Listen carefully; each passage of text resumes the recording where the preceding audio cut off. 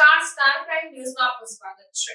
લોકસભાની ચૂંટણીને લઈ વલસાડ જિલ્લાના વાપી અનાબેલ હોલ ખાતે મુખ્યમંત્રીએ ભાજપના કાર્યકરો સાથે બેઠક કરી।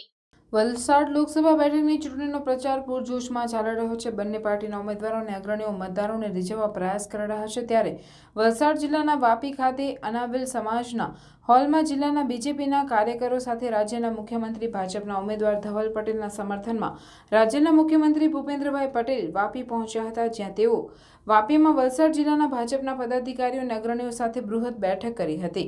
આ બેઠકમાં રાજ્યના નાણામંત્રી દેસાઈની ભાજપ ઉમેદવાર ધવલ પટેલ, ભાજપના ધારાસભ્યો, ભાજપના પ્રમુખ અને સમગ્ર સંગઠનની સાથે જિલ્લાની તાલુકા પંચાયત, જિલ્લા પંચાયત, નગરપાલિકા સહિતના ભાજપના ચૂંટાયેલા સભ્યો અને પાર્ટીના અગ્રણીઓ પણ ઉપસ્થિત રહ્યા હતા। બેઠકમાં મુખ્યમંત્રી ભૂપેન્દ્રભાઈ પટેલે વલસાડ લોકસભા બેઠક પર ભાજપના ઉમેદવારને આ વખતે 5 લાખથી વધુ મતની લીડથી જીતાડવા બૂથ લેવલ સુધી કામ કરી અને સરકારની વિવિધ યોજનાઓને લોકો સુધી લઈ જવા હાકલ કરી હતી।